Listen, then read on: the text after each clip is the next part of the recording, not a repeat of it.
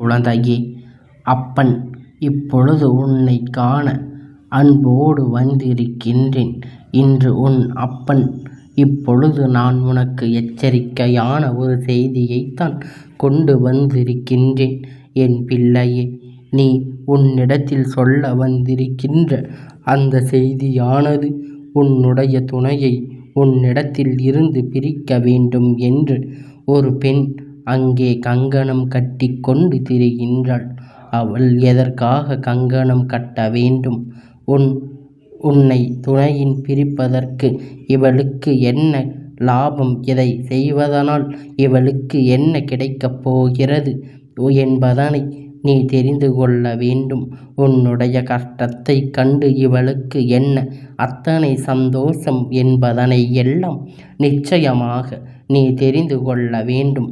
என் பிள்ளையே, வாழ்க்கையின் துணையை என்பது ஒருவருக்கொருவர் அத்தனை அன்போடு புரிதலோடு வாழ்க்கையை நடத்துகின்றவர்கள்.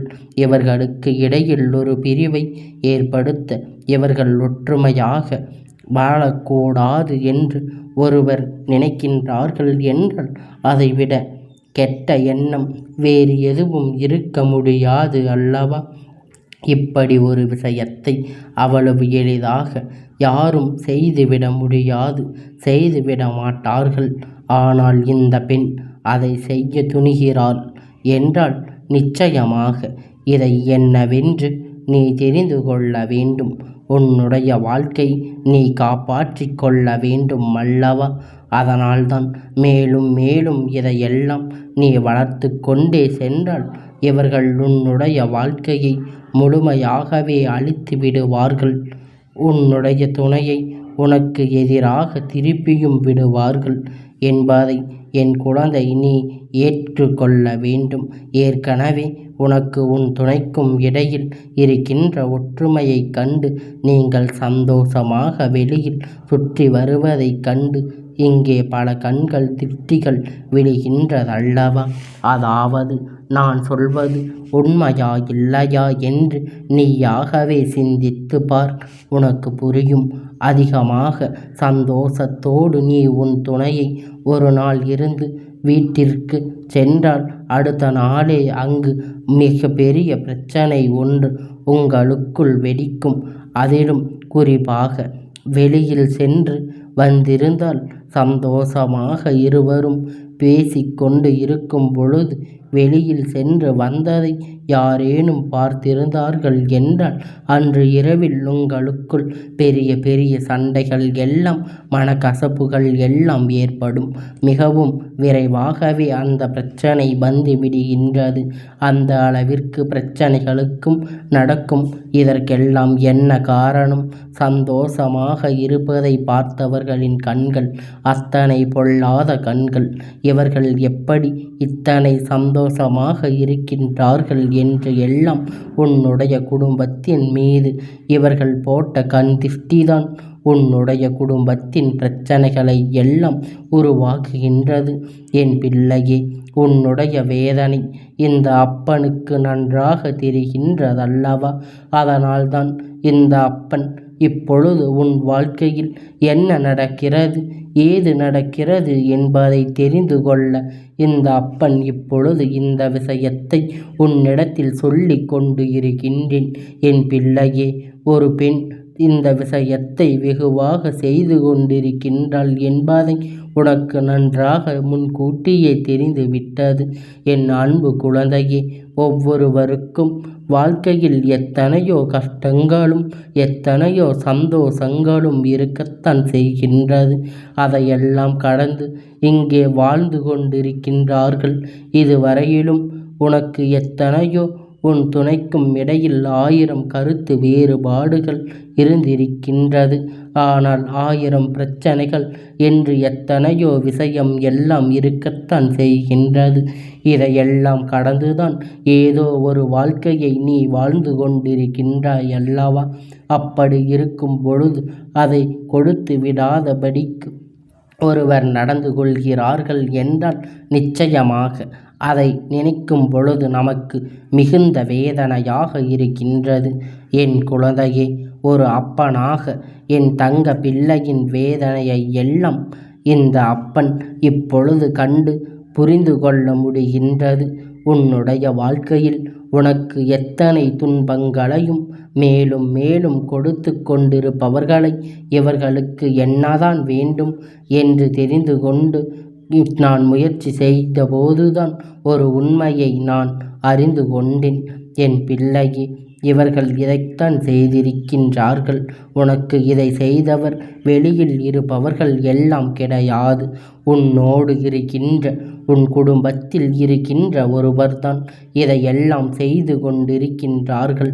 இவர்களின் எண்ணம் எப்படி இப்படியெல்லாம் மாறியது என்று உன் அப்பன் எனக்கே ஆச்சரியமாக இருக்கின்றது. இவர்களுக்கு என்னவோ தன்னுடைய குழந்தைகளின் மீது அதிகம் பாசம் என்று நினைக்கின்றார்கள். ஆனால் அவர்களின் துணையிடமிருந்து அவர்களை பிரிப்பதனால்தான் அவர்களின் வாழ்க்கைக்காகத்தான் நாசமாகிறோம் என்பதுதான் எல்லாம் புரியவில்லை. என் குழந்தையே, அப்படியானால் உன் அப்பன் சொல்வது உனக்கு புரிந்து விட்டதல்லவா? உன்னுடைய துணையை உன்னிடத்தில் இருந்து பிரிக்க நினைப்பது அவர்களுடைய தாயார் உன் துணையின் அம்மாதான் என்பதை நீ புரிந்து கொள்ள வேண்டும். இதை செய்து கொண்டிருக்கின்றவர் என் பிள்ளையே. இத்தனை சூழ்நிலையானது இந்த வாக்கு என் பிள்ளையே அனைவருக்குமே பொருந்தாது என்பதை நீ புரிந்து கொள்ள வேண்டும். இன்று இருக்கக்கூடிய சூழலில் என்னுடைய பிள்ளைக்கு 170% பேர் வாழ்க்கையில் இப்படித்தான் சென்று கொண்டிருக்கின்றார்கள். ஏகப்பட்ட போட்டிகளும் பொறாமைகளும் ஒரே குடும்பத்தில் இருப்பவர்களால் தான் நடந்து கொண்டிருக்கின்றது. ஒரு குடும்பத்தில் என்ன எல்லாம் எல்லா வாழ்க்கை துணையோடு இருப்பவருக்கும் ஒன்றாக சேர்ந்து ஒற்றுமையாக வாழ்க்கையை நடத்துவது என்பது இவர்களுக்கு புரியவில்லை. அவர்களுக்கும் பிள்ளைகளுக்கும் மீது தனக்குத்தான் அதிகப்படியான நாட்டம் இருக்கிறது என்பதை, தன்னுடைய குழந்தைகள் தன்னிடத்தில் மட்டும்தான் நல்லபடியாக இருக்க வேண்டும் என்கின்ற எண்ணமும் இருக்கின்றது. இதுவெல்லாம் இன்று இருக்கக்கூடிய சூழ்நிலையில் சரிபட்டு வராது அல்லவா? இதுவெல்லாம் அவர்களுக்கு சொன்னாலும் புரியவில்லை அல்லவா? அவ்வளவு எளிதாக இவர்களால் தன்னுடைய மனதை மாற்றிக்கொள்ளவும் முடியவில்லை. எப்பொழுதுமே நம்மிடத்தில் நம் குழந்தைகள் எப்படி இருப்பார்களோ அப்படித்தான் காலம் முழுவதும் இருக்க வேண்டும் என்று நினைப்பது தவறல்ல அல்லவா? தன்னுடைய இல்லத்தில் வருகின்ற புதிய உறவை ஏற்றுக்கொள்ள மனம் மறுப்பது இவர்களின் முக்கியமான பிரச்சனையாக இருக்கின்றது. எல்லோருக்கும் இது போன்ற இல்லை. ஒரு சிலர் தன்னுடைய குடும்பத்திற்கு வருகின்ற மருமகனையும் தன்னுடைய குழந்தைகளாக நினைக்கின்றார்கள். ஆனால் அங்கே எல்லா பிரச்சனைகளும் இருப்பதில்லை. ஆனால் யார் ஒருவர் அடுத்தவரின் இல்லத்தில் இருந்து வருகின்றவர்களை மற்றவர்களாகவே வேற்று மனிதர்களாகவே பார்க்கின்றார்களோ அங்குதான் பிரச்சனை அதிகமாக இருக்கின்றது என்பதை நாம் புரிந்து கொள்ள வேண்டும். இதுதான் நிதர்சனமான உண்மையும் கூட. இதையெல்லாம் உணர்ந்து இந்த வாழ்க்கை உனக்கு என்ன தருகிறது என்பதை நீ புரிந்து கொண்டு உன்னை சுற்றி நடக்கின்ற விஷயங்களை நீ சற்று கவனித்து பார்த்தாயானால் இந்த பெண்ணுடைய மனதில் இருக்கின்ற விஷயங்கள் எல்லாம் நிச்சயமாக உனக்கு தெரிந்துவிடும். என் பிள்ளையே, இந்த அப்பன் உன்னிடத்தில் உனக்கென்று கொண்டு வந்த இந்த வாக்கானது உன்னுடைய வாழ்க்கையில் நீ நல்ல நிலைக்கு வர வேண்டும் என்பதற்காக மட்டுமே தவிர உன்னை வேதனைப்படுத்துவதற்காக அல்ல. அப்பன் சொன்ன இந்த பிரச்சனை உன் குடும்பத்தில் இருக்கின்றவர்கள் என்றால் என் பிள்ளையே, உன்னோடு இருந்து இந்த அப்பன் துணையாக இருக்கின்றேன் என்பதனை நீ புரிந்து கொள்ள வேண்டும். இத்தனை காலமும் நல்லபடியாக இருந்தவர்களுக்கு திடீரென்று இது போன்ற ஒரு எண்ணம் உருவாகி இருக்கிறது என்றால் அதை நாம் சற்றும் கவனிக்கத்தான் வேண்டும். எந்த நொடியில் இருந்து இவர்கள் இது போன்ற நமக்கு எதிராக மாறி இருக்கிறார்கள் என்று சற்று யோசித்து பார்க்க வேண்டும். உன் பக்கம் ஏதோ தவறு இருக்கின்றதா நீ ஏதாவது தவறு செய்து விட்டாயா? ஏதாவது விஷயங்களில் இவர்கள் மனது புண்பட்டு விட்டதா என்பதை நீ புரிந்து யோசிப்பாய். என் பிள்ளையே, எதற்காக இதை உன் அப்பன் சொல்கின்றேன் என்றால், ஒருவேளை உன் பக்கம் தவறு இருக்கின்ற பட்சத்தில் நீ அறியாமலேயே செய்த தவறு கூட இவர்களிடம் மாறி இருக்கலாம் அல்லவா? அதனால்தான் என் பிள்ளையே, தவறு உன் பக்கம் இருக்கிறது என்றால் அதை நீ திருத்திக் கொள்ள வேண்டும். அதை நீயாக திருத்திக் கொள்ள சொல்லாமல் அவர்களை குறை சொல்வதில் எந்த ஒரு பலனும் இல்லை. நாமாக அதனை திருத்திக் கொள்வதுதான் நல்லது. ஒரு நல்லவராக இருப்பது தீயவராக இருப்பதும் நம் அவர்களிடத்தில் நடந்து கொள்கின்ற விதத்தை பொறுத்துதான் இருக்கின்றது. ஆரம்பத்தில் நம்மை அவர்களுக்கு பிடிக்கவில்லை என்றாலும் நம்மை வெறுக்கின்றவர்கள் என்று நாம் எண்ணிக்கொள்ளலாம். ஆனால் ஆரம்ப கட்டத்தில் நம்மிடத்தில் அன்பை செலுத்திவிட்டு அதற்கு பிறகு இப்படியெல்லாம் வெறுப்பாக தொடங்குகிறார்கள் என்றால் அதை நிச்சயமாக நாம் சற்றும் கவனிக்கத்தான் வேண்டும். எதனால் இது நடந்தது? எந்த விஷயத்தினால் உன் வாழ்க்கையில் இப்படி பிரச்சனை வந்தது என்பதை நீ சற்றும் யோசிக்கத்தான் வேண்டும். என் பிள்ளையே, இது போன்று யோசிக்கத்தான் வேண்டும். என் பிள்ளை, இந்த அப்பன் சொல்கின்ற நியாயங்களை எல்லாம் உன் வாழ்க்கையில் நீ உணர வேண்டும். எப்பொழுதும் உண்மைகளுக்கு நீ முக்கியத்துவம் கொடுக்க வேண்டும். அப்பொழுதுதான் அவர்கள் உன் வாழ்க்கையில் கொடுக்க நினைக்கின்றார்களா அல்லது நீயாகவே கெடுத்து கொண்டாயா என்பதனை நீ புரிந்து கொள்ள முடியும். நீ ஒரு நொடி சிந்திக்க வேண்டும். இத்தனை நாளும் இந்த வாழ்க்கையில் உனக்கென கிடைத்த அன்பு இனிமேல் கிடைக்க வேண்டும் என்பதுதான் இந்த அப்பனின் விருப்பம். என் பிள்ளையே, எல்லோரும் உடன் எல்லாம் மனிதர்களும் நேசித்து விடுவது கிடையாது.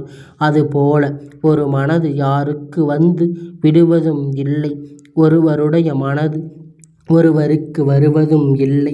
சிலரை ஏற்றுக்கொள்வதும் இல்லை, சிலரை ஏமாற்றுவதும் இல்லை. ஏற்றுக்கொண்ட பிறகு ஒருபோதும் அவர்களை விட்டு கொடுத்து விட மாட்டார்கள்.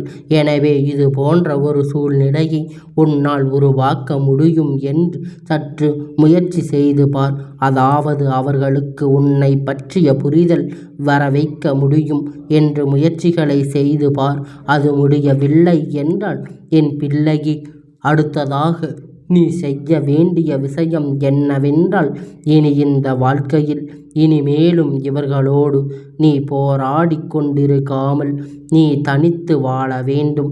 வாழ பழகிக்கொள்ள வேண்டும். அதாவது உனக்கு உன் துணைக்கும் இடையில் இருக்கின்ற புரிதலை கொண்டு எப்படியும் வாழ வேண்டுமோ அப்படி வாழ பழகு. அப்பொழுதுதான் உனக்கான வாழ்க்கையை நீ வாழ முடியும். தேவையில்லாமல் யார் மனதையும் பண்படுத்த வேண்டாம் என்கின்ற அவசியம் யாருக்கும் இல்லை அல்லவா? அதனால் அவருக்கு மன வேதனை, உனக்கு மனவேதனை. இதிலிருந்து நீங்கள் மீண்டும் வர வேண்டும். இந்த ஒரு விஷயத்தை மட்டும் சரி செய்து விட்டால் போதும். என் பிள்ளையே, இதுவெல்லாம் நிச்சயமாக உன்னால் முடியும். இந்த வேதனையில் இருந்து நீ மீண்டு வர வேண்டும். இத்தனை சோதனை காலமும் உன் வாழ்க்கையில் சீக்கிரமாகவே முடிந்து உனக்கு சந்தோஷத்தை நிரந்தரமாக கிடைக்க வேண்டும் என்பதுதான் இந்த அப்பனுடைய ஆசையும் கூட. என் பிள்ளை, ஒருவேளை உன்னுடைய முயற்சிகள் எல்லாம் உனக்கு கடுப்பாகிவிட்டது என்றால் அது உனக்கானது இல்லை. இவர்களை ஏற்றுக்கொள்ள விருப்பம் இல்லை என்றால் நீ விலகி நடப்பதுதான் நன்மை. இல்லை என்றால் யாரோ ஒருவருக்காக நீ காலம் முழுவதும் கண்ணீர் சிந்த வேண்டும். அதனை விட்டு கொடுத்து அனுசரித்து வாழ்ந்து கொண்டிருப்பது போல இருக்கும். நமக்காக நம் வாழ்க்கையை ஒரு நொடி பொழுது வாழ்ந்துவிட வேண்டும் என்கின்ற எண்ணமானது உனக்கு உன் மனதிலே தோன்றிவிடும். அது போன்ற ஒரு சூழ்நிலை தோன்றிவிடும். அதனால் உருவாக்கி விடாமல் உனக்கான நல்ல நேரத்தை உருவாக்கி நீ உனக்கான வாழ்க்கையை வாழ பழகு. நேரத்தை உருவாக்கிக் கொள் என் செல்லமே. இந்த அப்பன் நான் சொன்னது போல உன் மனதை தெளிவாக வைத்து கொண்டு உன் குடும்பத்தில் இருப்பவர்களை நீ மாற்றுவதற்கு முயற்சி செய்ய வேண்டும். உன்னுடைய எல்லா இக்கட்டான சூழ்நிலையிலும் இந்த அப்பன் உனக்கு துணையாக இருந்து நிச்சயமாக உனக்கு வழிகாட்டுவேன் என்பதில் எந்த ஒரு வேற்று கருத்தும் இல்லை என் பிள்ளையே. இதுவெல்லாம் உன்னுடைய வாழ்க்கையில் உனக்கு நிரந்தரமான சந்தோஷத்தை கொடுப்பதற்காக சொல்கின்றேனே தவிர உன்னை காயப்படுத்த வேண்டும் என்பதல்ல என்பதை நீ புரிந்து கொள்ள வேண்டும். உண்மையான அன்பு ஒருவரை நிச்சயமாக நம்மால் மாற்ற முடியும். நம் கொடுக்கின்ற அன்பு அவர்களுக்கு புரியும் என்றால் மீண்டும் பழைய நிலைக்கு இந்த வாழ்க்கை திரும்ப கிடைத்துவிடும் என்பதை புரிந்து கொள்ள வேண்டும். எல்லோருக்கும் ஒன்றுதான், எல்லோருடைய மனநிலையும் ஒன்றுதான். இதையெல்லாம் அவருக்கு உணர்த்திவிட்டாலே போதும். நிச்சயமாக உன்னுடைய சந்தோஷத்தை மீண்டும் உன் கைகளுக்குள் கொண்டு வந்து சேர்த்துவிடும். என் அன்பு குழந்தையே, இந்த அப்பன் ஆசீர்வாதங்கள் அன்பும் துணையும் என்றென்றைக்கும் உனக்கு முழுமையாக கிடைத்து கொண்டே இருக்கும்.